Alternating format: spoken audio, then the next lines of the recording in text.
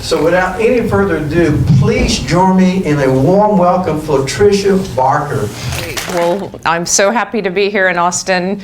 You don't understand. It's taken so long for me to get here to this town where the accident and where the near-death experience occurred.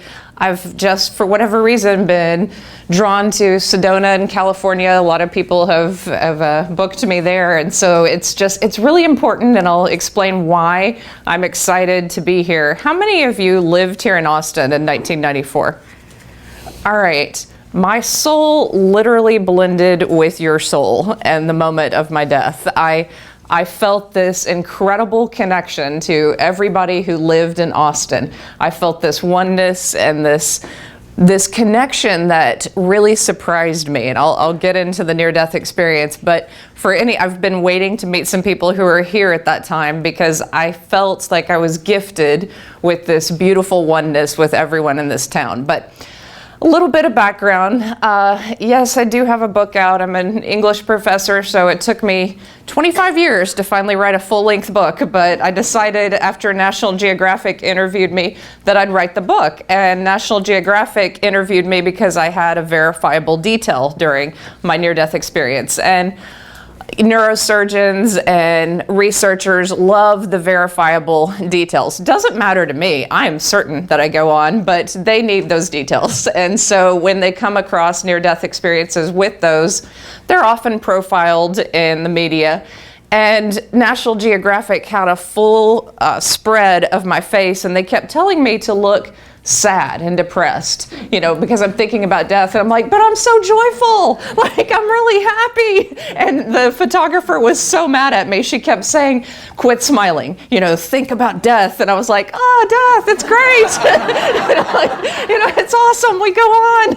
And she's like, this is not cool. Think about something that is going to make you sad. And so I thought more about sad moments in life than actually death. And to me, death was great freedom and great release and great joy because we go on.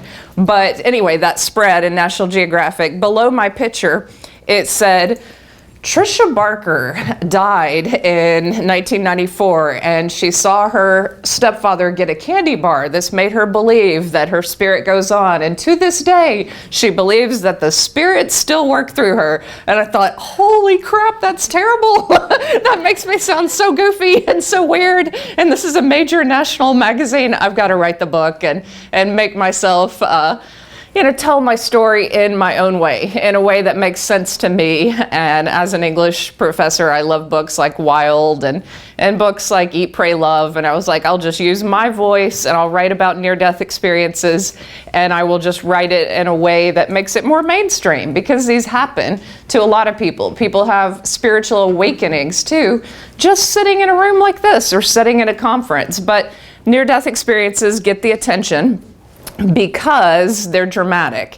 But how many people in this room have had some sort of spiritual experience where you feel like you've been healed or awakened, or you felt an ancestor, or you felt this powerful presence, or you felt a love, or you felt someone thinking of you and then they called? I mean, we've all, for the most part, had some sort of experience that is spiritual in nature. And that's what I love about these near-death experiences, is they connect us to that conversation about spirituality and about really opening up. But who I was in 1994 was a sad, confused college student.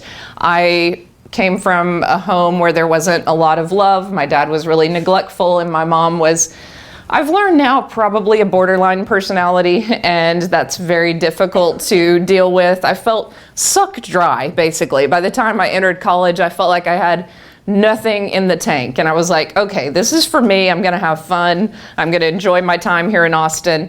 And that's it. I was about enjoyment. I looked around my small East Texas town, and I saw a lot of hypocrisy and a lot of judgment. I just didn't have room for religion, didn't really care about it. I just considered myself agnostic, loved college. That was my saving grace, was I loved studying, I loved the classes, thought my professors were great at UT.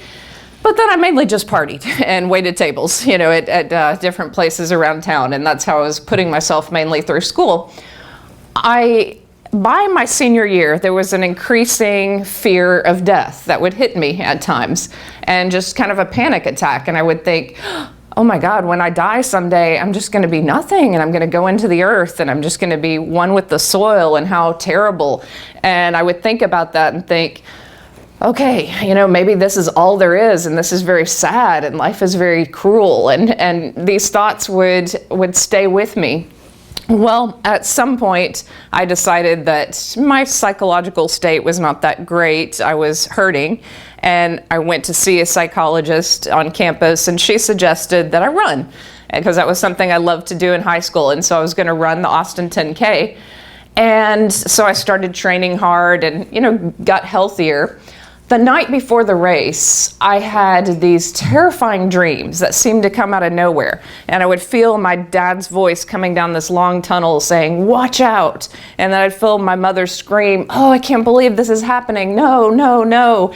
And I didn't know at the time what was going on. I just thought, this is really strange. I felt like outside of time. And I didn't have anything to compare it to other than one time I'd gone to see, just as a joke in high school, a palm reader. And in the moment when she grabbed my hand, I felt like my soul was being weighed. And that night, I felt like my soul was being weighed somehow, that it was just this important moment. But nonetheless, I got up and went to run the race. And halfway through this intersection at Lamar and Guadalupe, where there's two lights, I'm sure you know the intersection, there's a 7-Eleven a little bit before it. I didn't stop to get coffee. I know the first light was yellow, probably the second light was red, but I just gunned it and was starting to fall asleep, and another car was coming very fast, and we hit each other both at about 60 miles an hour. And I had a little Honda Civic hatchback, and I knew immediately that I was in bad shape because I was slumped over to one side and I couldn't reach my glove box to get my license and insurance. And I thought, ooh, this is pretty bad. This is not good. And for the first time in my life, I realized my life was not in my hands. The control was taken out of my hands, and I could only wait for who was going to stop. And unfortunately, now I stop for everyone, who's in an accident. But 3 people passed us, and this was not in the day of cell phones. So I remember their faces very clearly. I still love them because I'm one with, everyone in Austin. But yeah, this man drove by, and he was in a cream-colored Mercedes with a tie on. So this was probably on his way to church. He drove by us. Then a group of teenagers slammed on their brakes, screamed, and drove on. And then an older woman drove by, and then finally a nurse stopped. And thank God she stopped, and she stayed with me and held my hand and said, "Don't move. You're in bad shape." And the man who I'd hit had a small daughter, and their windshield had broken, and so blood was streaming down their face. So they were in the middle of the street, and they looked pretty gruesome, but they didn't have any broken bones, luckily. When we got to the emergency room, they were rushed in for plastic surgery, and I had car insurance, so that covered their surgery. What was amazing is his mother was the first one on site, and she prayed with me. And that makes me want to cry to this day, because she had love in her heart, and she understood that I was in bad shape and family members weren't there. They didn't sue me. I've learned now that it's really common to get sued, for car accidents like this. And they didn't. And I waited, and family members started showing up. A key part of this is I didn't have health insurance. I didn't even think about it. Grew up poor, thought, oh, my first job, I'll have it. I waited 17 hours before I went into surgery, and I overheard one of the nurses saying, well, there's a surgeon who is off duty. He's on the golf course. He's not going to come in because she doesn't have health insurance. And when I overheard this, I lost my mind. I was cussing at the ceiling, cussing at nurses. I was not in good shape. And I was angry at the world. I didn't know if I was going to walk. I was concerned about my classes. Everything I was concerned about was material. I didn't even think about death until a surgeon who was off duty came, looked at my chart, and I looked her in the face and I said, I'm going to kill myself if I can't walk. You understand this? And she was kind of taken aback, and she said, well, we'll take you into surgery. She said, but I've been on duty for 40 hours. I'm going to wait. I'm going to go home, I'm going to eat dinner, take a nap, and come back and operate on you. And she did, a little bit sooner than I thought. I think it was like 5 hours. She must have taken just a cat nap and then come back to work on me. But when she wheeled me into surgery, I had to sign this form that said 17% chance of death. And I thought, that is oddly specific. I hadn't really thought about the chance of death in surgery, but what choice do I have? I want to walk, and I had lost feeling in this left leg, so I was worried.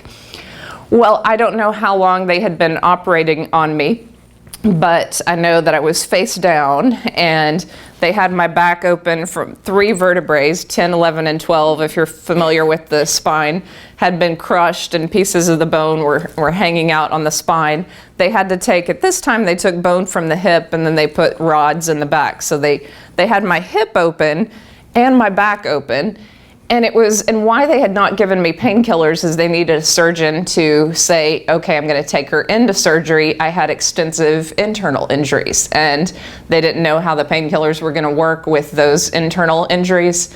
And that was actually the cause of death. I bled to death on the operating table, but I was actually out of body before I was technically dead. So I lifted up out of my body, and I saw it there on the operating table, and I remember thinking, wow, that is bloody. That was my first thought. I was like, it's a lot of blood. And my second thought was, holy crap, we go on. Because I could feel my spirit form, and I was like, oh, my agnostic friends think they're so smart, and they think they know everything, and they're wrong. Because in that first instance, I was so aware of my consciousness, and it felt more vivid.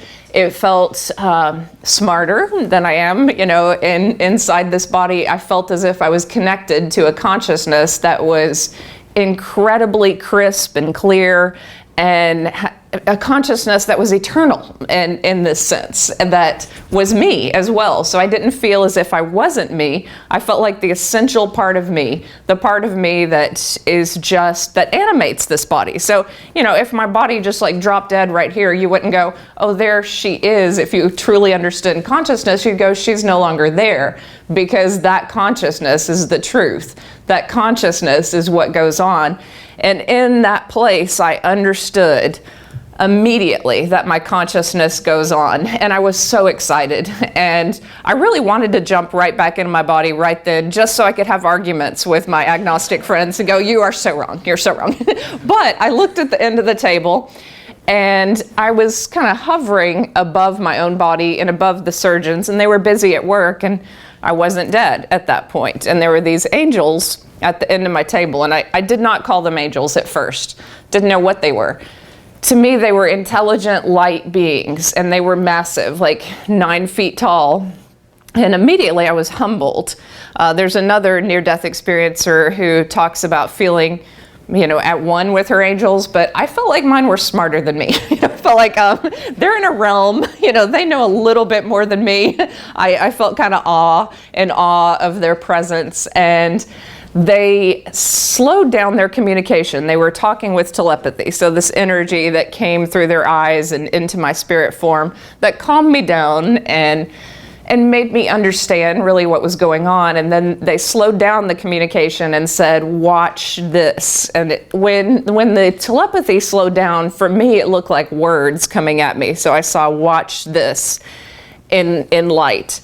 And they beamed this light through the back of the surgeons, through their hands, and lit up my whole body. So I could see my spine was filled with this healing light. And I didn't know anything about Reiki. I'd never heard about energy workers, but I was just watching 2 of the most powerful energy workers I could ever imagine. And I thought, wow, this is amazing. And I knew that this light was ensuring that I'd walk, I'd be fine. I could see my life spread out in front of me, and that I would run and I'd be fine.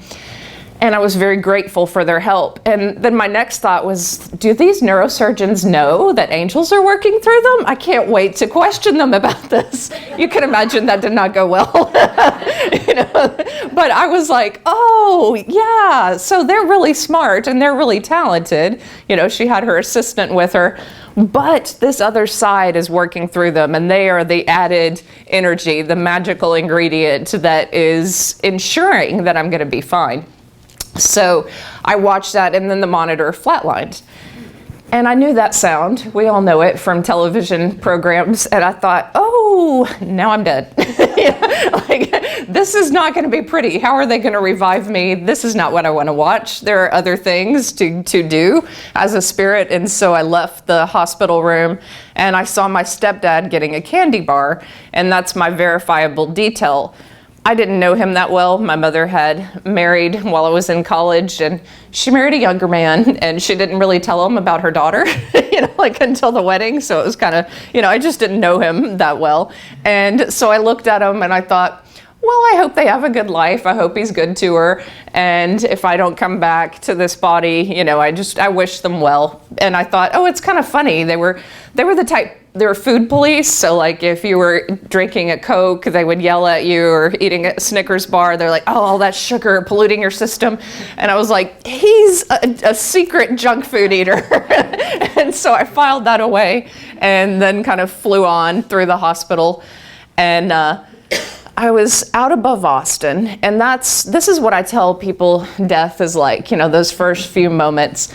Everyone who you hold a grudge against, or someone who's hurt you, you kind of let go when you're disconnected from the body. The story just doesn't matter anymore, and nothing mattered anymore. Every person who was a minor character in my life or a bad character in my life, I just sent this wave of, I love you, do well, do good in life, may you be blessed, be happy, thank you for the time we spent together. That was really all that my soul wanted to say, was I love you and goodbye and live a good life. And I think most of us, when we're disconnected from the body and our stories, we get to that place. I mean, it's really easy to get there. It's really easy to be connected to your story when you're in the body, but very easy to let go of it. And so everybody's fear of death. And even, I don't look forward to dying, but I don't fear it, because I know that once I'm there, it's so different. And so once you're in that place of transition, it's beautiful, and you let go of this existence in a way that makes everything feel better. So that was what my soul did, and I felt this blending with everyone in Austin. Now, since then, I've interviewed other near-death experiencers. Some of them have had a oneness with the entire world. And I was like, why did I just get a city? This one guy, Peter Panagore, he just felt this oneness with everyone on the planet during his near-death experience. And I thought, okay, well, Austin's pretty cool. I'll take Austin. That's my oneness experience. But that's been a ton of fun. I didn't realize the joy of interviewing other people who've had these experiences, but it's almost as if I get to relive their experiences with them and energetically pick up on them. So I always tell people, if you've heard my story before, I hope it's the energy of the talk, that you take away with you, that maybe the angels are working through me to work in your life in some way, and maybe they just work through everyone who's telling these stories of the other side. I know they transmute situations, and I know that they're beautiful, but I have been so blessed by other people's stories. I have gone into meditation after talking with someone and just felt a wave of that love coming back, and I think we all miss it. Whether you know it or not, your soul is hungry for that love. And I did not feel afraid, over Austin, and I transitioned into this night sky, which then kind of became the cosmos, maybe kind of far out in space. And then I felt a wave of light, divine light, intelligent light, and it was kind of far away at this point, but I felt as if intelligence was coming towards me. And I thought, okay, this is the next part of the experience. Let's see what happens. And this divine light spread out my life, and it showed me little moments that were good Moments that I spent in nature were beautiful. So as a kid, I'd grown up in the country. I'd meditated sort of as a kid, and rabbits would come close to me. And I was shown these moments when I was kind to animals and kind to other kids as good. And I was given the message, which is kind of biblical in nature, be like a little child. And I thought, okay, yeah, as a little child, I had pure faith, I had pure love. You know, we'd all be a lot better off with that kind of purity in community. And then God showed me other parts of my life that maybe weren't as good. I wasn't a bad person. Most of what I had done was self-harm, you know, too much drinking, too much drugs. Wasn't bad to people. I was kind of cold and cliquish. So if people weren't exactly like me, I didn't have room for them in my life. And if they didn't dress like me or like the same bands or, you know, the same documentaries, I just didn't care. And so there were these people I worked with who prayed for me every night. And they were maybe 10 years older than me and married and not college students. So I didn't have the time of day for them. And I saw that they loved me, that they cared, and I was so humbled. I can't tell you how humbled I felt. I just felt like, oh, I've got this all wrong. You know, like everything is wrong. It doesn't matter what people look like or what they prefer to do, or none of that matters. It's the heart. And I think that was another message from the other side, was look into the hearts of others. Look at their heart. You know, did they treat others kindly? Did they send good energy to them? You know, are they good people? That's so much more important than anything else. And so I saw their hearts, and I was humbled. That was my biggest lesson at 22, was don't be judgmental and care about other people and open up, because I was pretty closed. I thought, oh, no one will understand my pain. And a lot of young people are that way, especially if they've gone through difficult childhoods. They don't know how to trust. And so I felt a greater oneness with people after that. And then I kind of transitioned, and I knew this to be a holding place. Like, people always want people to describe heaven.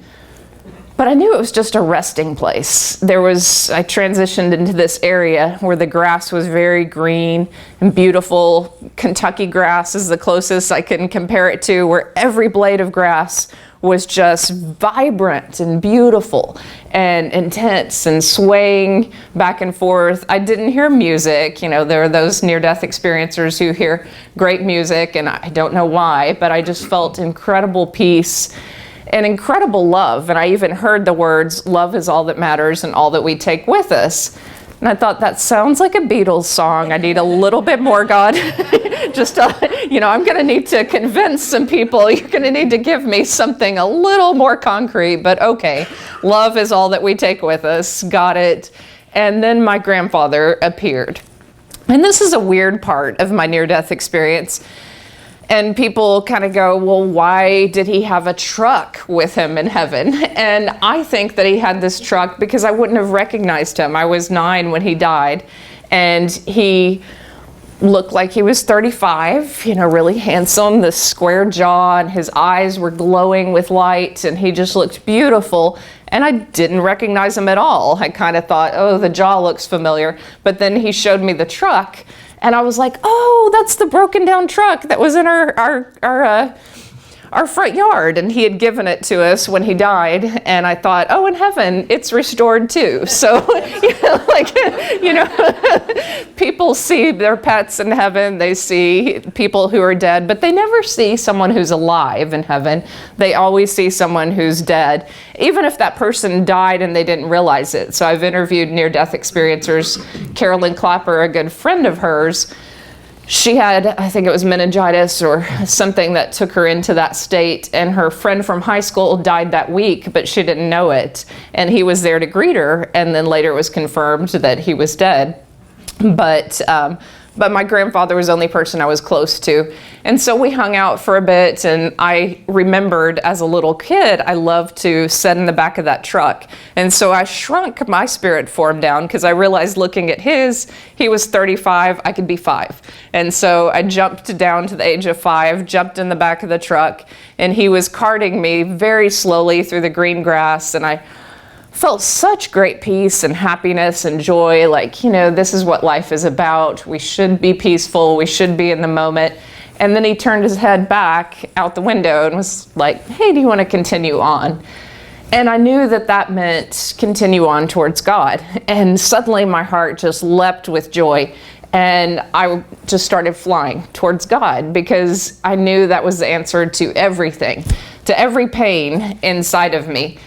And as I was flying towards God, I felt prayers trying to pull me back. And this should encourage people, because I don't know if anyone's ever prayed for something and it hasn't happened, or prayed for someone.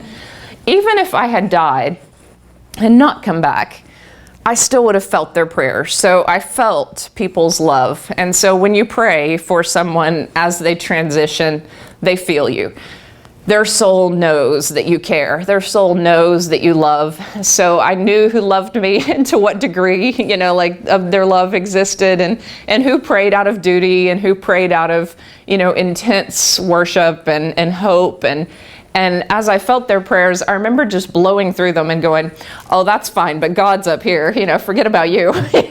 I'm going there. This is exciting. And as I was going towards that light of God, and this is where all near-death experiencers break down and cry a lot of times, and I won't tonight, but that love was unlike anything I'd ever experienced.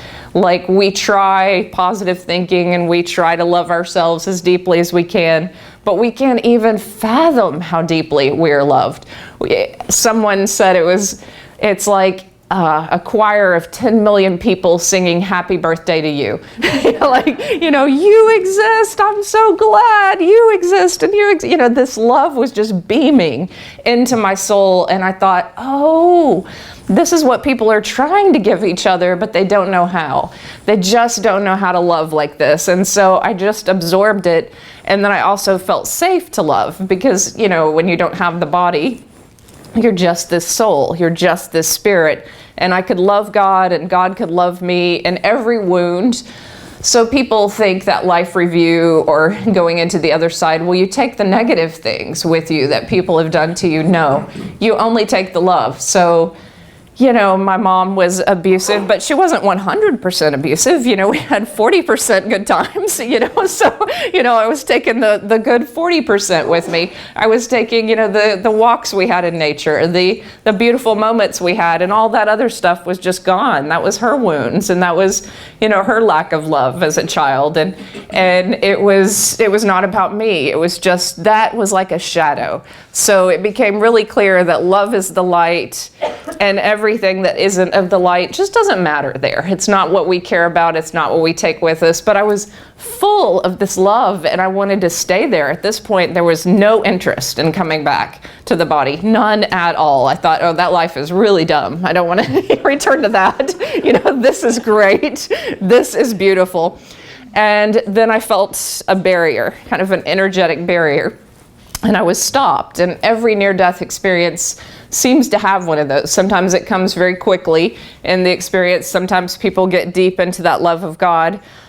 I didn't get to go too deep into that love of God, just enough to feel that love. And then I heard kind of a booming voice telepathically, not really male or female, but booming, like powerful, look down. And as I looked down, I saw this river and all these souls. And the souls either had light around them, like they were connected to God, and that's how I saw it, or they had fear, and that's the way I saw it, a shadow around them. And I saw that this fear could be depression, it could be anger, it could be sadness, anything that blocks you from the light of God, not believing in yourself, negativity, pain, whatever it is, it's just a block, and it can be removed instantly or it can be removed through time. But I saw, okay, these are not just people in an audience, these are students, and I saw clearly that I was going to be a teacher. I'd taken a practice LSAT, and I'd done really well, and I thought, okay, law, that's good for someone who had grown up poor. That was kind of the plan. I thought maybe I'd go overseas for a little bit, traipse around Europe, have some fun, come back, work in editing, and then go to law school. That was the plan. Teaching was like, if everything fell through, then maybe I'll get that teaching certification. And God was like, no, you're going to be a teacher. And I was like, oh, but I'm kind of a feminist, and I don't want to be a nurse or a teacher. I don't want a traditional career, and I would like to make money. And then God just laughed at that point. And I felt as if I was not just kicked out of heaven, but I was perhaps hurled out of heaven, or like, you idiot, you're going back. You are lucky to have a mission from God. Not everyone gets career guidance from God, but I did. And so there was no denying it. And I was enveloped by this blackness, really, this darkness. And I knew it was that expanded consciousness going away from me, and I was being shoved back into my body, and it was not cool, and it was not exciting at all. And honestly, I couldn't even identify with the body right away. I mean, they pulled the tracheotomy out of me, and they're feeding me ice chips and asking me my name, and I said, her name is Tricia, because I could not identify with me as Tricia, and they said, we need you to say that your name is Tricia. And it was so disappointing. I thought, oh God, I have to deal with her psychological wounds, her insecurities, everything connected to her and this body. Oh, please just let me be that consciousness out there. Don't force me to be this one individual going through this life and having to figure it out. And yet that's what I realized I had to do. But I felt like my consciousness was a little bit outside my body, maybe. And Reiki workers have talked about this with near-death experiencers. They say we really push our energy out far. I think it ends at about the third row here, but I try to encompass everything around me because I don't like being just in my body. And in those first few moments, the neurosurgeon came in, and I asked her right away. I said, hey, I was dead. I know I was dead. How long was I dead? And she backed up like this. She was like, well, you're fine now. You're doing great. You've had a couple of blood transfusions. And I said, how long was I dead? And she said, we lost you for a couple of minutes, and you're fine now, though. You're totally fine. Later, the biochannel got my medical records, and I was dead for 2 minutes and 45 seconds. And that's it. I know, it felt like 35 years out there, It just felt like this lifetime, but it was 2 minutes and 45 seconds just of death. But then I was out of body before the moment of flatlining, so I call it 3 minutes. We'll say it's 3. And those 15 seconds with the angels were pretty brilliant, but I had trouble, even with the morphine and everything that they were giving me in those 9 days in the hospital.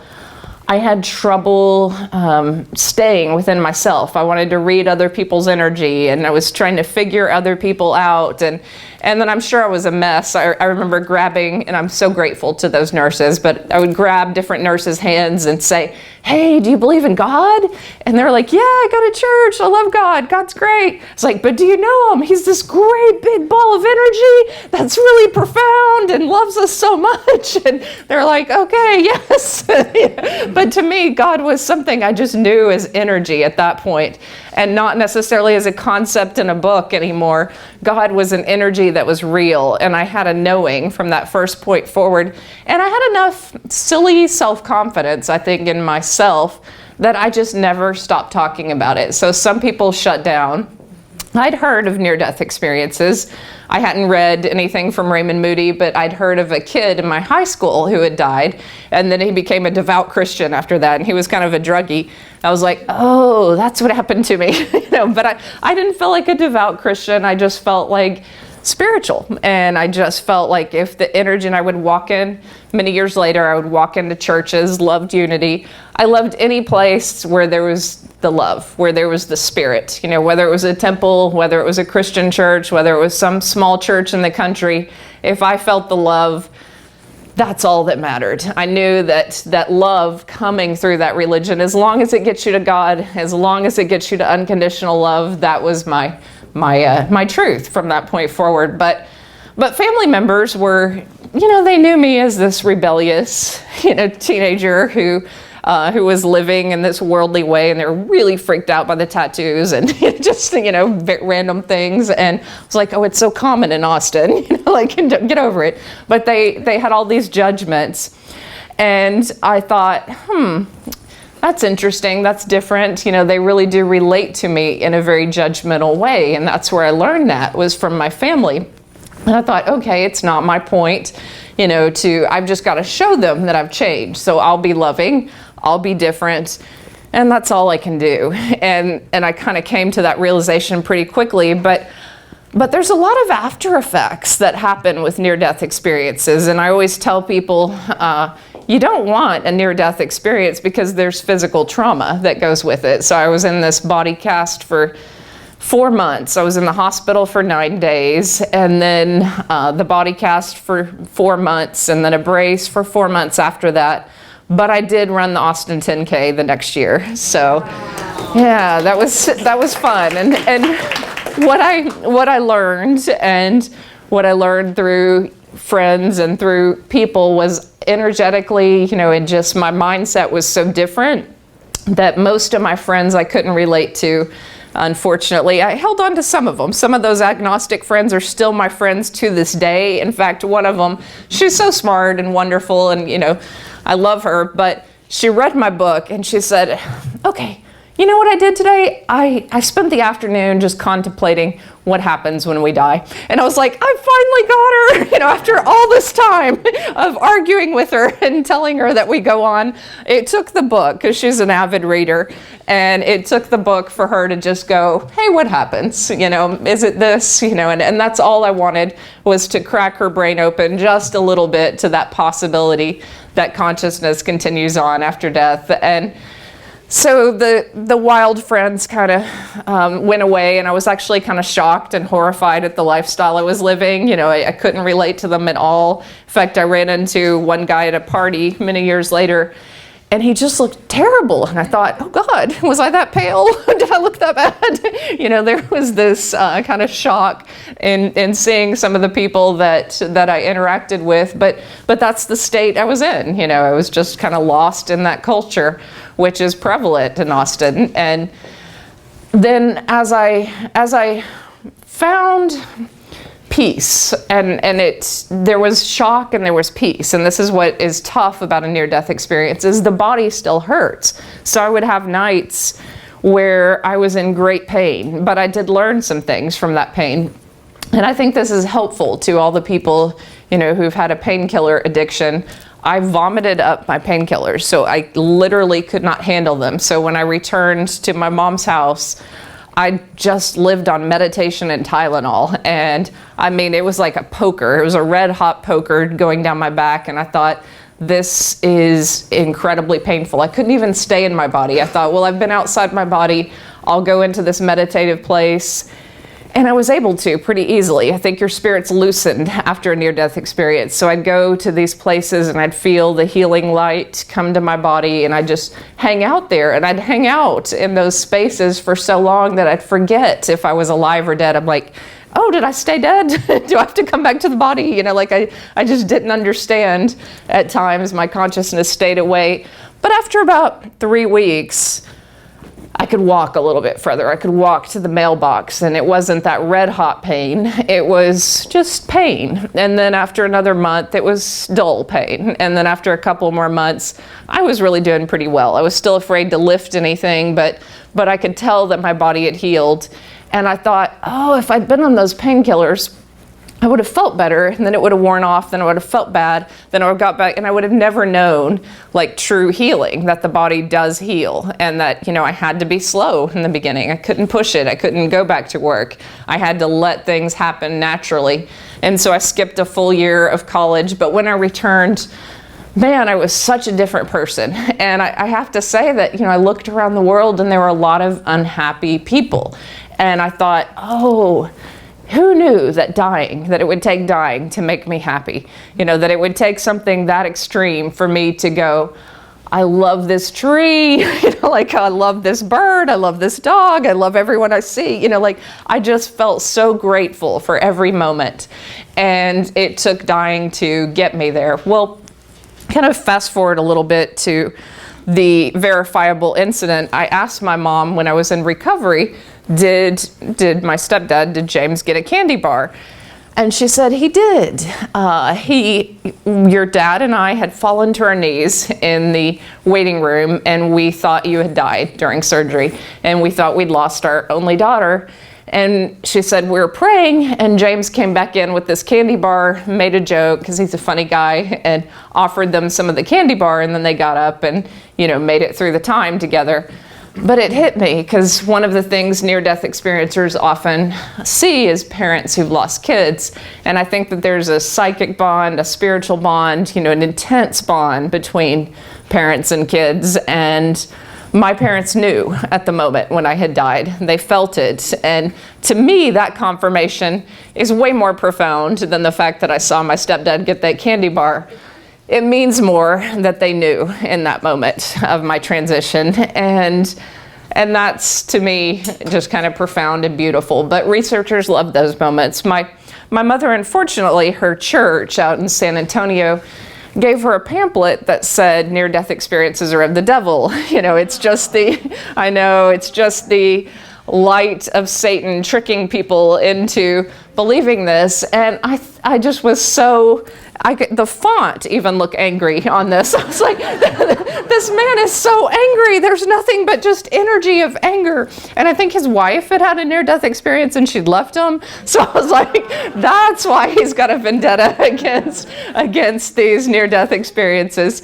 And so as time went on, she just would kind of believe my experience and kind of not believe it. It was really hard for her. And at some point I just said, Mom, just look at my life and look at my joy. And my mission from heaven is to teach. And will you at least listen to my stories about teaching? Will you at least realize that I have a good profession, a profession I love, and a profession that means something to me? And so she admitted, that teaching really did seem to be where I came alive. And it was. At first I wasn't happy. I looked at my first salary and I was like, oh, good God, and went into the school districts. But the minute I stepped into the school districts, I realized that this was not about me. There was such a need. And I think everyone, my grades weren't the greatest, so I've usually worked at lower income schools and where I was needed the most. And I think everyone should volunteer at these schools, because you will see every kid needs so much love, so much attention. And you say one nice thing to someone, just one little nice thing, and they go on to be a journalist. Like, hey, you're a good writer. Boom, becomes a journalist. I'm like, what? They just haven't had enough support, so many of them. And when you see the light in them, you see their goodness, you see their potential, then they're able to change. And what I did is I told my story to every single class. So I'm sure the public schools probably wouldn't have appreciated this. And sometimes I was too far out there, doing meditation with students ahead of time before it was in vogue, and got into trouble with school districts. But I told my story, and their eyes would open up. So even the most ADD, crazy student would get in shock when I told this story. And I'll never forget, one kid's mouth, he was so hyperactive, and his mouth just dropped, and he said, "You were dead? You were dead, miss? You were really dead?" And he was just so interested in the story, and the whole mood of the classroom would change, and they would talk about ghosts, that had been in their house, or their grandmother who was a medium, or, they'd have stories of connection. And that I don't know why that pleases me so much, but you have an interest. You've come to this meeting for a reason. They were just a captive audience, and I forced it on them. This is going to be the day that we're going to talk about this. But I know that, in different ways it's helped them. I know that some of my students have died. I had a class of seniors during 9/11, and many of them went into the military. And I just like to think that maybe my story gave them some comfort or gave them some peace, that there's always loss in people's families. And I feel like these stories are meant to be told because they bring us together as a community, and they teach us something about maybe what happens when we die. And that's why I told it. But I do think that my mission from God to teach was as much for me as it was for them. And what I mean by that is service is important. And that's one of the messages I heard on the other side as well, is that be of service, help others, be kind. And in those moments when I was helping others, I've suffered from lifelong depression. Never felt it, in the classrooms. Never felt anything other than joy, because that need was so much greater than my own need.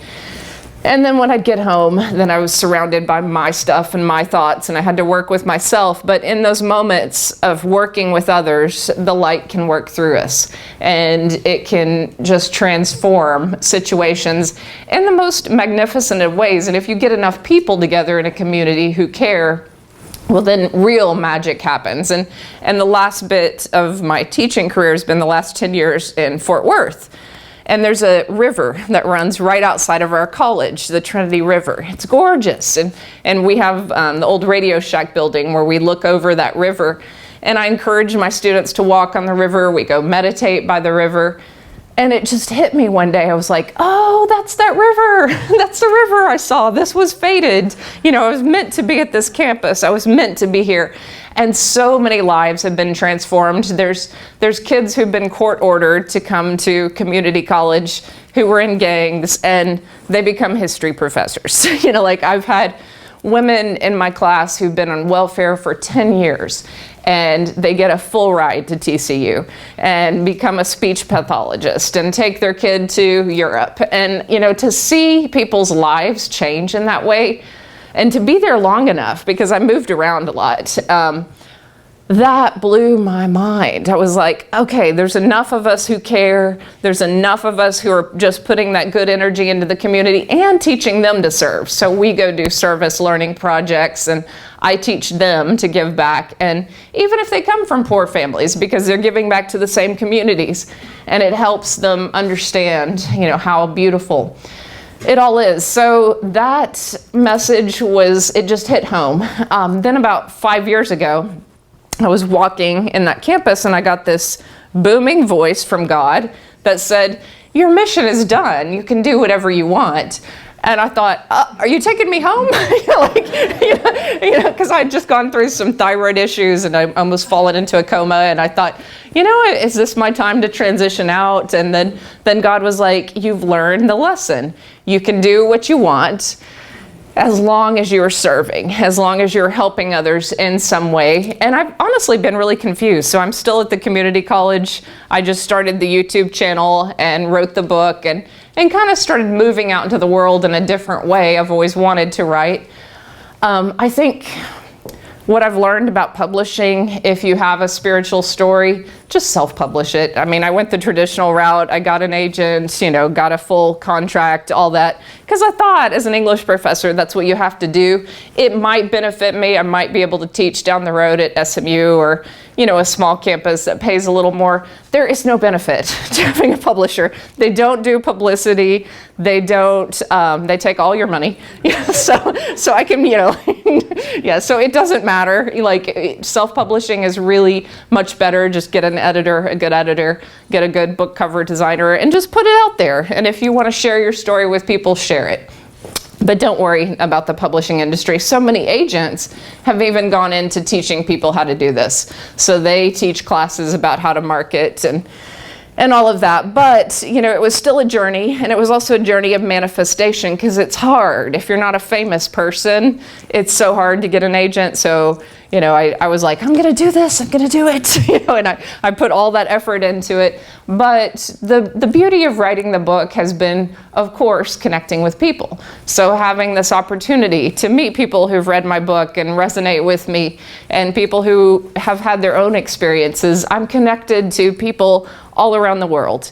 And it just broadens my heart, and it is such a beautiful experience. And people have blessed me in so many ways. There's healers who've given me free services, and just various people who've reached out to me in kindness and from their hearts. And it has been beautiful. It has been absolutely beautiful. But I don't know what the rest of the journey is. I just know that love is all that matters. It's all that we take with us. So if we're doing what we love, if we're spreading love, if we're connecting with others, if we're doing something to make this world better, whether it's reminding people of the importance of nature.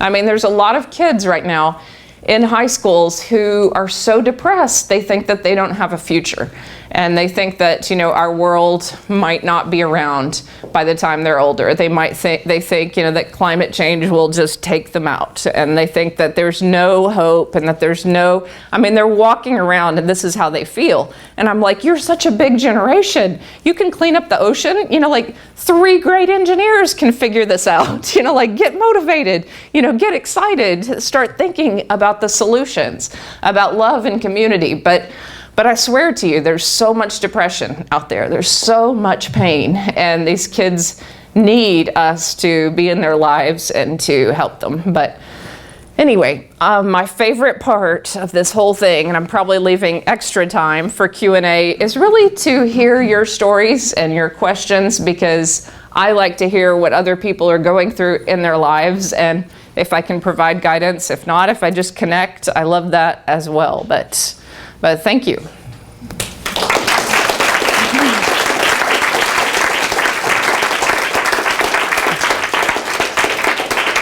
And do I give the microphone to people? I think we can hear each other. I think we can hear each other. So I think we have ample time because you're finished up just a little bit early. So. Oh yeah, and I will talk during the Q&A too. So I don't have any trouble talking.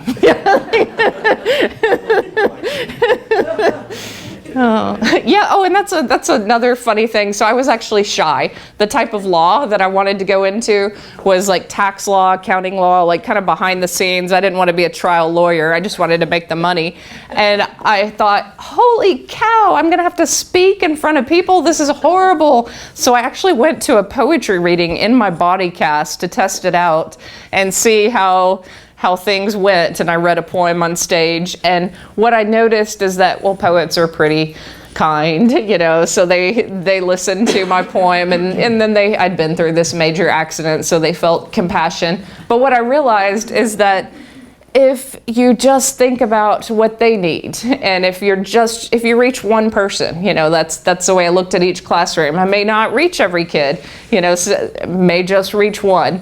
And if you're there for that one person, it matters, and it doesn't matter what they think of you. But I have also learned to alter how students view me. In the first 10 to 15 seconds, they make an impression about you. So I give it my all in those first 15 seconds. It's downhill after that, you know. So they have a good impression of my smiles and, you know, like my kindness. But no, in all seriousness, I really have felt angels work through me in the classroom. There's been a couple of lectures where I don't even know what I said, and I felt my consciousness shifted aside, and call it channeling or call it, you know, something working through me.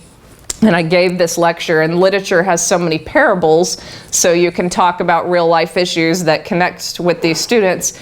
And I was telling a story or giving a message, and then class ended, and this one young woman ran up to me and gave me a hug. And she said, I was on the fence about joining the Peace Corps, but I'm going to do it, and hugged me. And I was like, I hope that was the right advice. You know? But, you know, I have to trust that the energy was coming through, and she was meant to go into the Peace Corps. But yeah, there's been a couple instances where I don't even remember what I said. And I would say this prayer, and I'll definitely talk about angels if you want, because that's kind of a focus from this point forward. We don't ask them enough for help.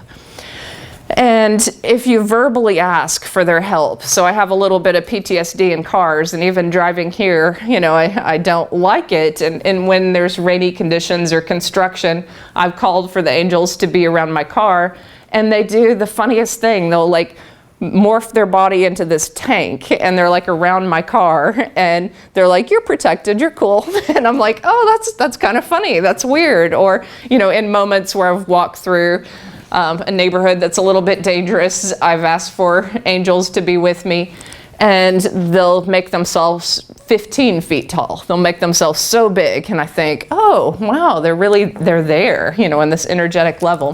This is only the last couple of years, you know, I didn't necessarily play around with that too much just in the classroom, but so yeah, if you have questions, I would love to answer. Well, first of all, just wow, and thank you. And I think the energy is, I don't pretend to know what that word means, but what I know is I want to go run a marathon right now. I guess what I wanted to ask about was your experience of coming back and being here, which you spoke to. And I was thinking of words like, well, I wonder if it was overwhelming at times, or I wondered if you had trouble sort of staying here and being kind of grounded in here. And I was hoping you might talk about that a little bit. Yeah, so I did, especially those first 2 years after the experience. A lot of people who've had near-death experiences, they're in and out of their bodies, and I would be in and out of my body in strange ways at times, but one or two instances that reminds me of it early on, that program ER was on, and so I was walking through the living room and I sat down and I heard an ambulance and a siren and then, you know, a stretcher being wheeled into the hospital, and I thought, oh, I got to get out of here. And so my spirit it just hit the ceiling, and I thought, oh, okay, that's strange. I don't want to be in body because it reminds me of that trauma in the hospital. And then a funny out-of-body experience was years later, like maybe a year and a half later. I was eating very spicy food in Minnesota, of all places. You wouldn't think Minnesota has spicy food, but it was a Sri Lankan restaurant, and they took their time, and I love spicy food, and I asked for a level 4 or 5, something ridiculous, and I bit into it, and it was too much for me, and I left my body, and we were sitting at a table, and there was a street outside and cars, and I was standing in the middle of the street and cars were going through me, you know, my spirit form. Thought, oh, I got to get back and finish that meal. You know, it was really kind of jarring in a way, you know, just that I felt, quote, loosened from my body. Meditation, anyone who's had a profound spiritual experience or near-death experience, I always say, go to meditation retreats, go somewhere where you can harness that power and learn from other people, because man, I've had some amazing meditations when I'm in that good space, when life has become overwhelming.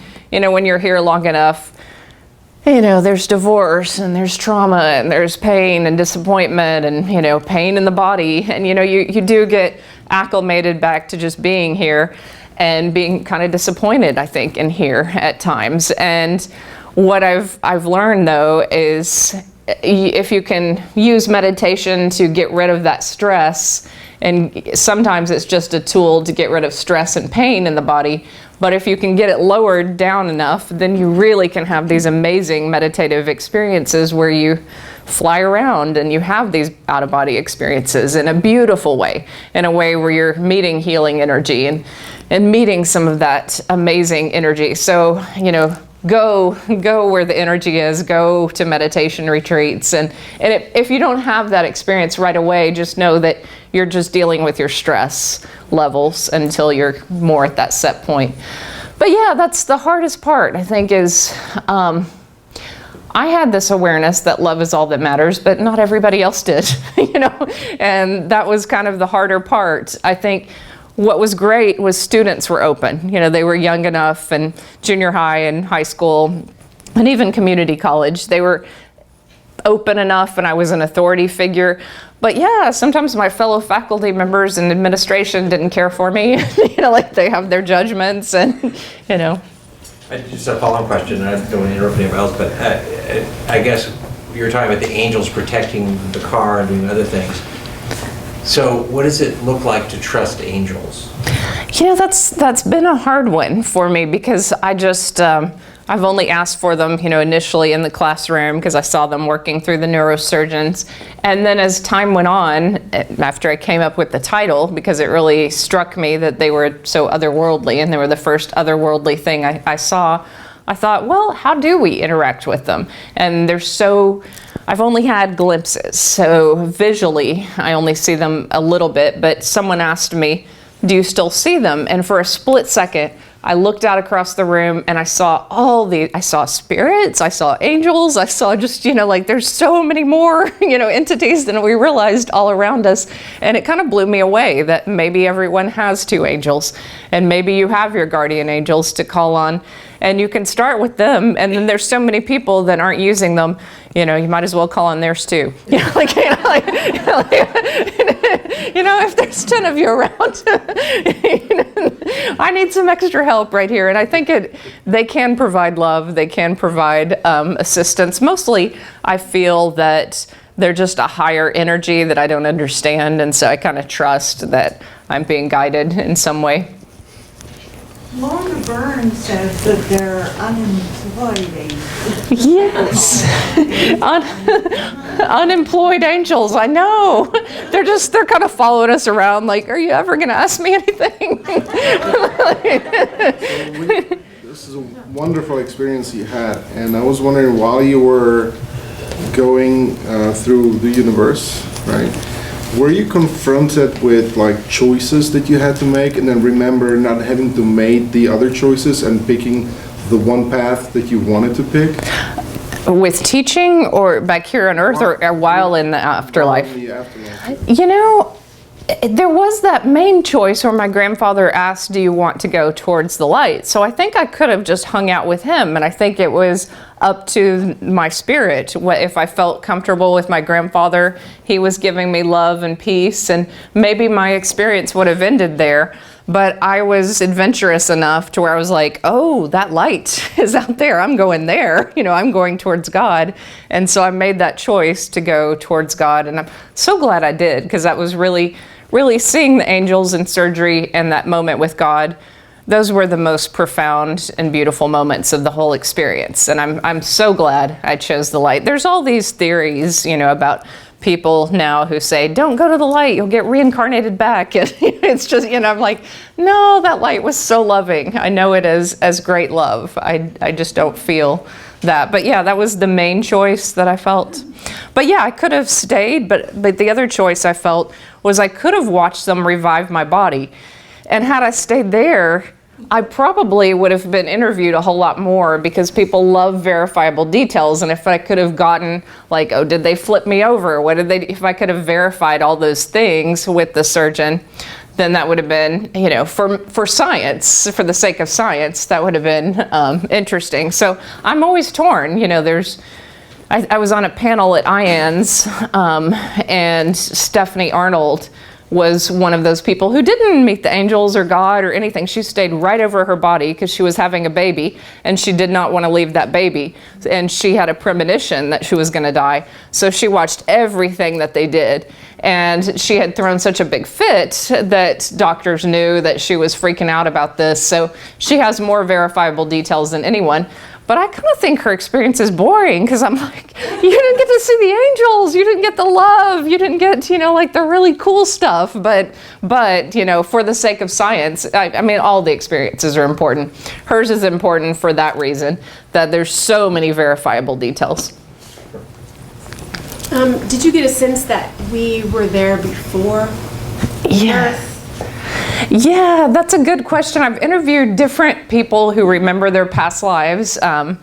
And Brother Ed, he's in Austin and runs some groups. He's someone who, he had 3 near-death experiences. He completely felt, you know, other past lives and was shown his past lives.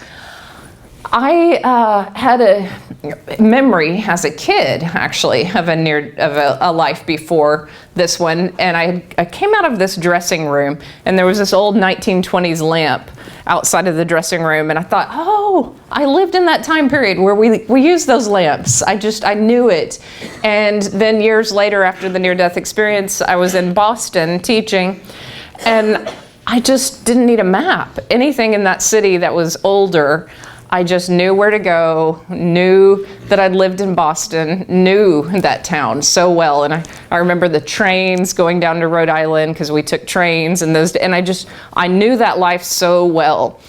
And I thought, you know, and I went back and forth in my mind. I thought, well, did I just merge with the consciousness of everything in my near-death experience? Do we come from everything and take pieces of different lives back with us because they mean something to us? Or did we actually live these lives? And then I kind of got that answer from my father when he transitioned in 2008. It was a beautiful experience, actually, to sit with someone who was dying after a near-death experience, because I felt his journey and his soul. And then when he went to the afterlife, he did start communicating with me. And I'd never really played around with mediumship, but I wanted to talk with my dad. So I was like, hey, what's going on? And after his extensive life review, it was far more in depth than mine. He had to look at every choice he made and how everything would have turned out around him differently. And I thought, dude, that's heavy. Like, that does not sound fun. He said, no, you're still enveloped in that love, but your soul is just seeing how even the smallest decisions and even the smallest things affect the whole world around you, and how he might have lived more to his potential. And so I was like, okay, and then, you know, we've stayed in contact and we joke back and forth with each other because he wants to reincarnate. He's, you know, a hedonist and loves the body and wants to come back and wants to be in body again. And I'm like, I need you over there. You know, like, you need to stay in contact with me. And he keeps telling me, you're fine, you've got this, you're doing great. And he wants to return. So some people definitely want to reincarnate. And I think maybe when there's potential that wasn't realized, you know, as in his case, you know, very smart guy, but just didn't realize his potential, there's this desire to return. But I love past life regressions. Has anyone done one? Whether it's a true past life or whether it's just a visualization, they are so transformative. Like, I completely recommend them. So I'm leaning more towards, we have had other lives. And all the angels that you've seen or people you've talked with who've seen them, did any of them ever have wings? You know, that's funny. The ones that were around my car, they were using their wings to create that tank. So, but the ones in surgery didn't, you know, like, they were just standing there. I didn't see, that's why I didn't know whether to call them angels or not. I called them light beings, well, just intelligent beings and light beings, and eventually angels. But yeah, when I've asked them to protect my car, they spread out their wings. Thank you. Because I didn't believe that angels had wings, and then when I was praying for my neighbors with the ambulance in front of their house, and closed my eyes to pray, I saw their house engulfed with winged beings, and I thought, whoa! Sorry. Another question. 3 times in your talk, you mentioned a wave, that you sent out a wave of love to the people in Austin, and then once, the 3rd time, you said you received a wave of something. I wondered if you physically felt a ripple in the wave, or if it's just an expression of sending out an emotion. That's a really good question. I think the energy is so strong, it kind of feels like a surge or a wave. And, you know, when God's love hit me, it certainly felt like this intensive wave of energy, more than my body and soul could contain. And that's, you know, as if it was going around me and through me and filling me with this light. So I think that's why I use wave, because it's just more than we can contain. Thank you. And yes. And when you had your out of body, you talked about the river and being able to see the beings or the spirits that had a glow about them, and then ones that were shadowed.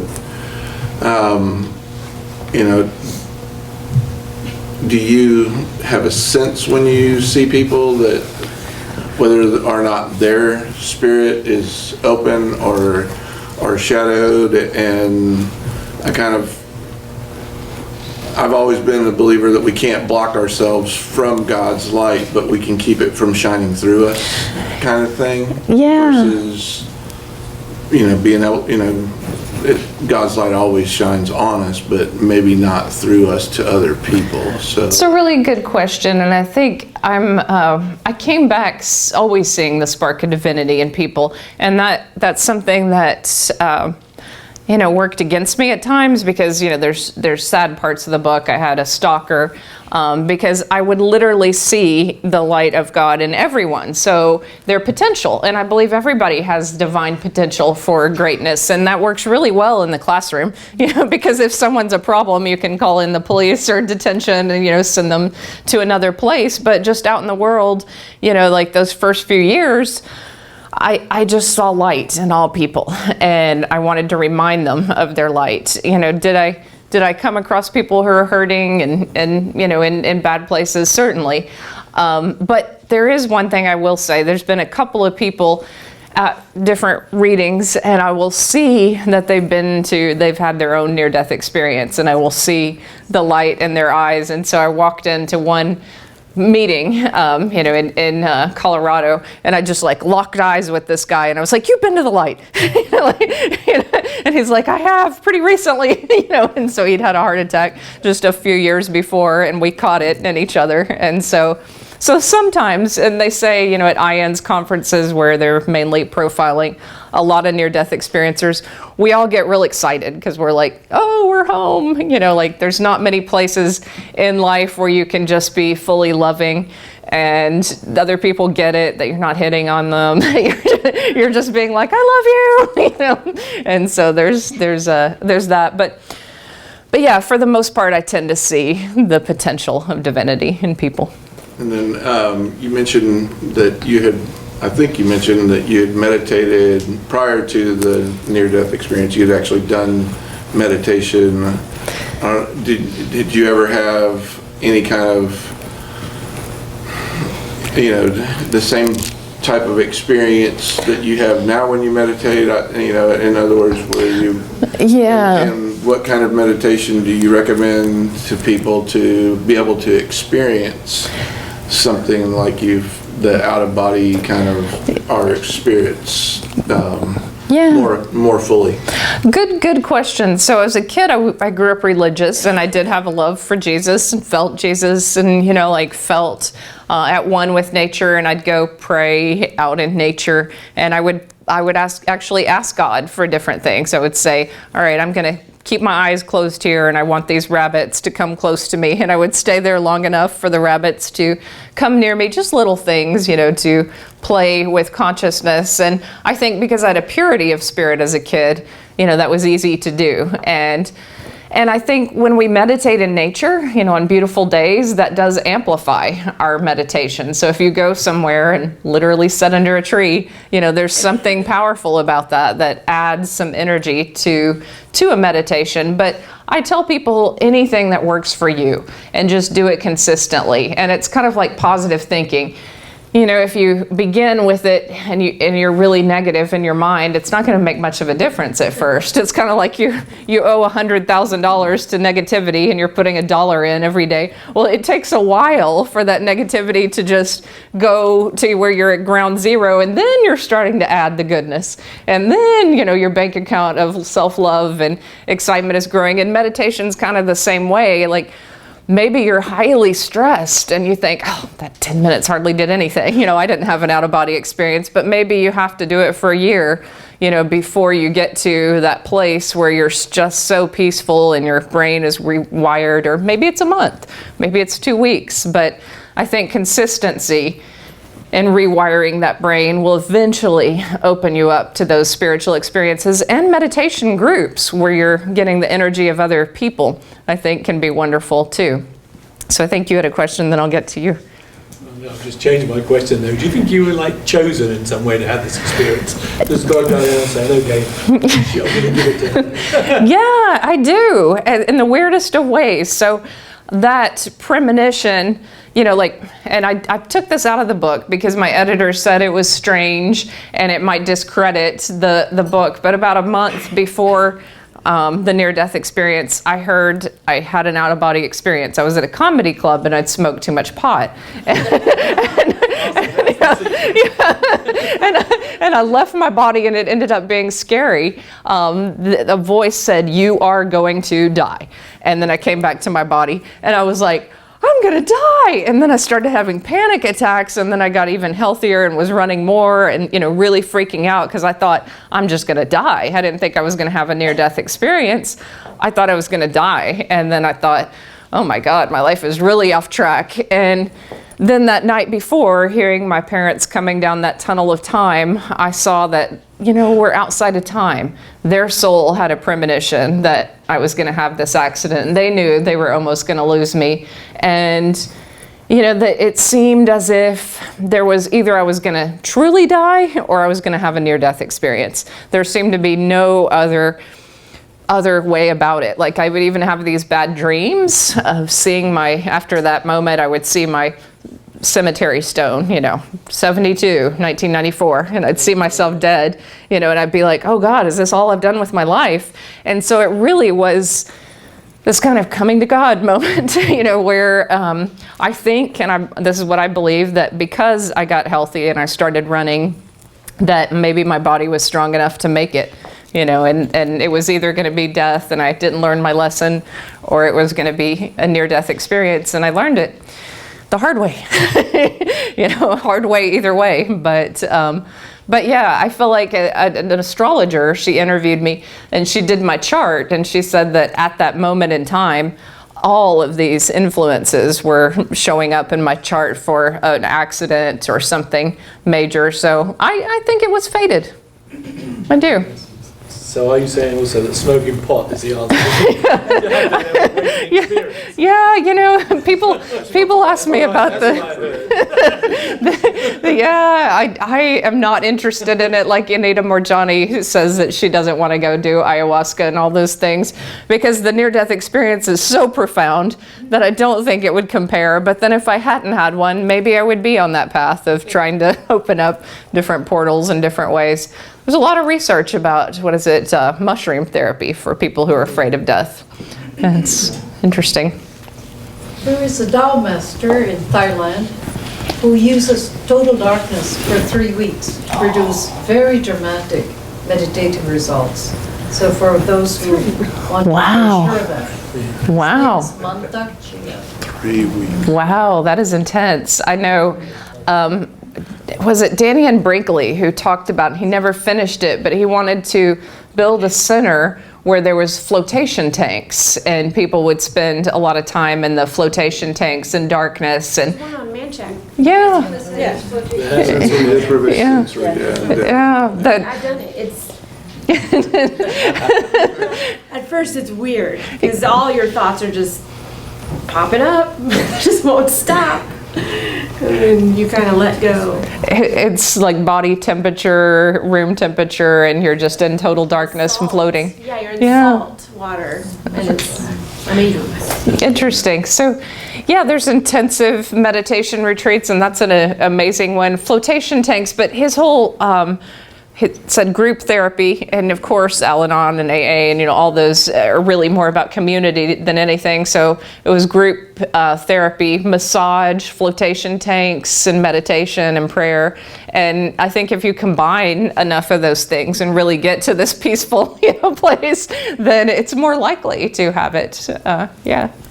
I personally think that Spirit takes the opportunity to send us messages when we are open. So when you are in that altered state of being really high, they could give you the message that they were waiting to give you. Yeah. And so that just makes sense. It wasn't because you were high, it was you were receptive. You could have been meditating and leaving that door open to hear that. Yes, yeah, that makes a lot of sense. At that time in college, I wasn't meditating, but I was smoking pot. And so, Isn't that like a shortcut to meditation? yeah, but it's interesting.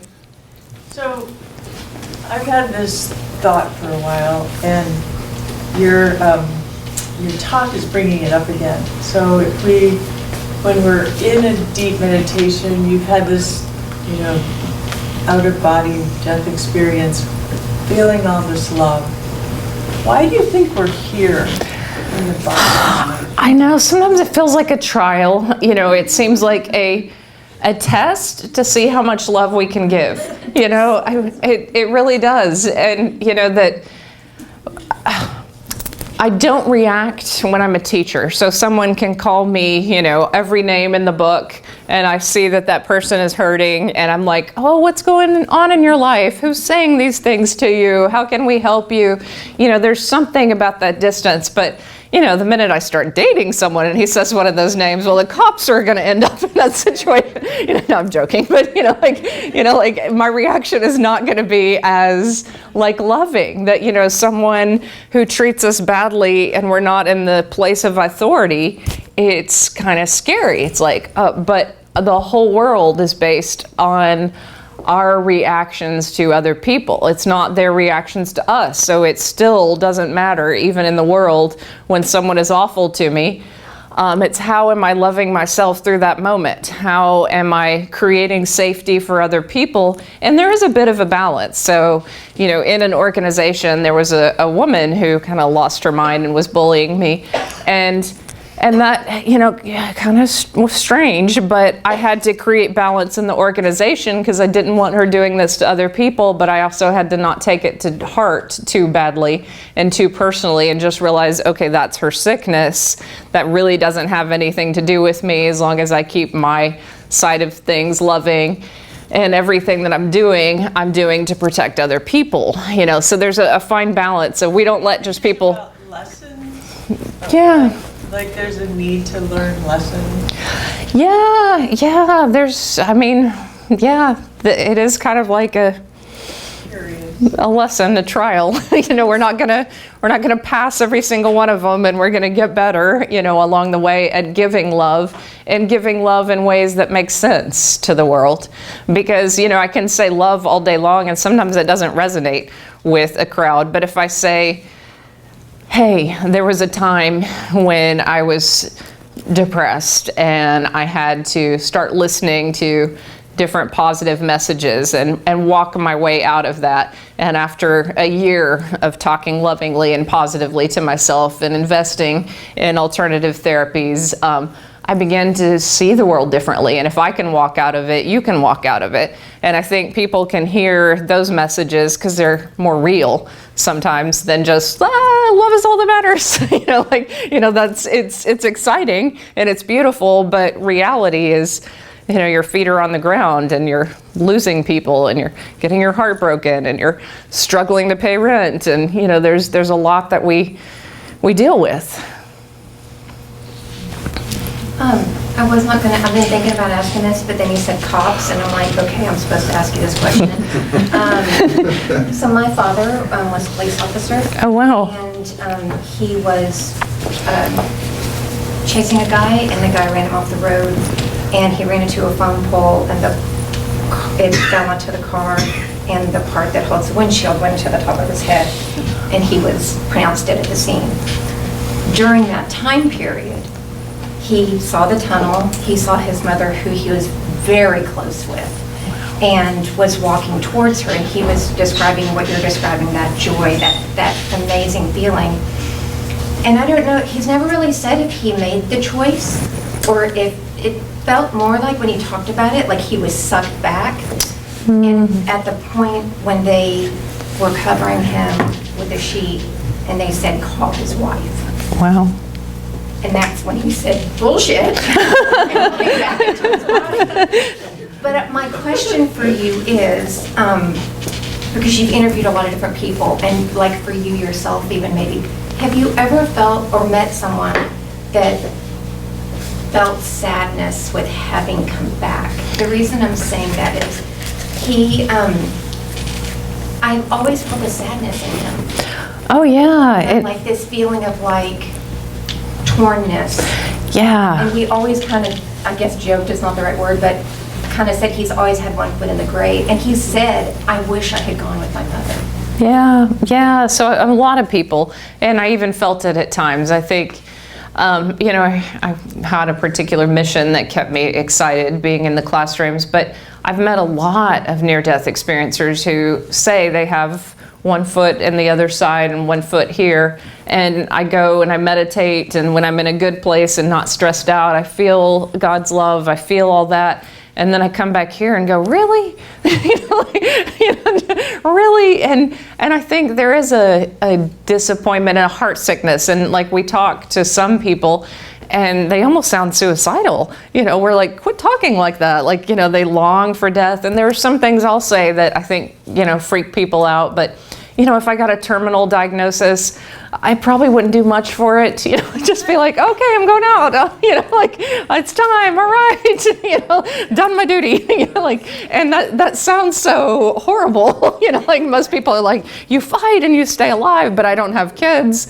I don't have, that that legacy that I'm living for. I'm like, I wrote a book, okay, I'm done. I live on, but I know I'm not done, but there is this state of, just being at peace with dying, or even kind of excited about it, that some near-death experiencers have, and that's odd to people, that's a little bit odd. So I think I understand where your dad comes from. There is a brokenheartedness about being here, even with your family, and that hurts the family. I was an only child at the time, and he went on to, now there's 5 kids in our family, and now these grandkids, but it's like almost like a sliver. Yeah. And I do know he'll be very happy to go back and see his mother, but at the same time, I'm like, we're like, dude, we're here, I know, it's strange that love is confusing, when you felt that love. I think a lot of people who are married when they have a near-death experience have a really tough time explaining it to their spouse, because they love everyone, it's just it's this kind of universal love, and yeah, it's specific because you spend your life with your family and you love them, but then you feel that love of God, and you feel that love on the other side that's so pure, and it's hard to be here sometimes. So yeah, I do understand. So I've been an energy healer for about 10 years, and I've recently been called to let go of these other jobs that I've had that were killing my soul, that I was just using as, financial support, so I don't have to put any pressure on my clients or feel like I'm, even thinking about finances. And so you mentioned, struggling to pay rent and all that kind of stuff, and it's like, do you have any guidance of, for that back and forth of, I feel called and pulled, but at the same time, I just want to go get a job, because it's that survival of, Yeah, this, I don't know why this is coming to mind, but anytime there is a tragedy or a school shooting or something, go to that event and offer services, because I think a lot of people don't think, and violence spreads. So I think energy workers need to get in their cars and go to places where there is, an actual event, lead meditations, connect with people, but also listen to your guidance too, in small ways, about how to connect and how to open up. And yeah, there's so many stories of people who followed that, and they did things kind of against what they would normally do because they heard guidance, and they just followed it. Like, I'm thinking of one woman, Ann Albers, she was an engineer, and then she became an angel communicator. And the first 3 years she sat in the window. She was like the bookstore psychic, and the engineers would pass on the way to lunch, and she was like, oh dear God, but that was what she was called to do, and so it was just momentum over time. So I think it is just following that. But yeah, I hear what you're saying, and so I think it's staying in the excitement. It's hard, because we can think about worry, but you have to keep walking into the excitement. And I thought I heard you say 17 twice, like you waited 17 hours for surgery, and then it was a 17% chance that you would die. Yeah. Do you see any significance in numbers, or do you see repeating numbers coming from angels or anything like that?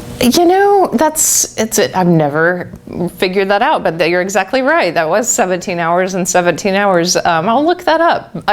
What I feel is people get signs that are specific to them. So a lot of people are activated by the numbers. I know I've interviewed Carolyn Clapper, and she's intuitive, and she even finds missing persons, and she's pretty intense in that way. But she had her experience on 11/11. She went back into the hospital on 11/11. And this is like many years later, but she just, something about 11/11 just upgrades her and really, is her number. So yeah, I think it depends on the person. But thank you for pointing that out. That's very cool. Tricia, you interview a lot of folks that have had near-death experiences. I've spoken to a couple of folks that died and came back, but did not have a near-death experience. And they just said, don't remember anything. I just knew that the doctor said I actually died and came back. My question to you is this: what is your opinion on folks that actually die, come back, do not have a near-death experience, is it a vibrational concern in that maybe their vibration weren't high enough to experience it, or perhaps there might be some other reasons? What are your thoughts on that? Well, I've interviewed Eben Alexander, and you remember part of his experience was he felt like an earthworm at some point. He was in the ground and he was, just in this darkness. This is just a guess, but I'm thinking some people who have a near-death experience or die and don't have the full near-death experience are just still in their bodies. They're just in shock in their bodies and they don't leave their bodies, or pop out for whatever reason. Maybe they're not meant to again. Maybe it's not fated for them at that time. And maybe they have to. I've had people in audiences who've, posed that question to me because it's happened. They've been dead. And my only thought is, well, you have to have greater faith, don't you? I have kind of a knowing, that's so clear for me. But someone who has that experience still has to have even greater faith than someone who hasn't died. And this is a caveat. I steal this from another INACS leader, but she always tells people, if you haven't had a near-death experience, it's never too late. You can have one. Don't recommend them, though. I think it's better to just have a STE, a spiritually transformative experience. You kind of indicated that you didn't have a choice when you met God, that it was like it got black and you had to come back. Do you think that most people make the choice to come back, or are given a choice, or well, some people given a choice and others are not? Yeah, if you've heard Mary Neal's story, she's a famous near-death experiencer. She had a really good life, so it was kind of understandable. My life was not particularly that great that I'd want to stay in this great love instead of coming back here. But she was a surgeon. She had kids. She had a loving husband. She had this loving family. And it was so great, being in the presence of God for her was so wonderful. She didn't want to come back to them. And I thought, wow, so even people who have great lives here, that is so beautiful and so profound that they want to stay there. So most people don't want to come back. I have heard some stories, the Stephanie Arnold one, who was above her body, and because she had a newborn baby, was fighting to get back in her body, and didn't want to leave that baby behind. So people have come back for their kids, their wives, specific people, but most of the time they don't want to. Yeah. Sure. You mentioned two things about being sort of called into teaching, and then another experience that quite different, but where you described sort of giving yourself positive reinforcement and walking out of difficulty. And I guess in both contexts, my question would be, did you feel supported from the other side? And if so, kind of what did that look like? Yeah, so when my father died, I felt supported by him, actually. That was kind of a tough time in my life for whatever reason. And even when you've had a near-death experience, losing someone is painful because you don't get to hear them on the phone. You don't get to have them in your life. So grief is something, it's a different category, and it was something I hadn't really experienced. And yet when he transitioned, I started getting messages from him to begin deeper healing and to look at my life differently. And so, and I still get messages from him. It's just interesting how they see things over there and how they process things there. But yeah, what was your question exactly again? Well, it's about feeling, what does support look like from the other side, I guess. It's usually love. Oh, and thank you. The reason you said it again is when I was driving here, I had a message for everyone. I got this message, and the message was, imagine your line of ancestors and everyone out there who is looking at you. Most of them are so proud of you for learning what you've learned, for growing in the ways that you've grown.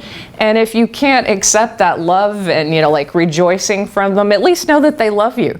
At least know that they're looking at you with such love, even if you're messing up, even if you're, whatever it is you're doing, but for the most part, we don't give ourselves enough credit for all that we've learned and all the ways that we've surpassed their evolution to some degree.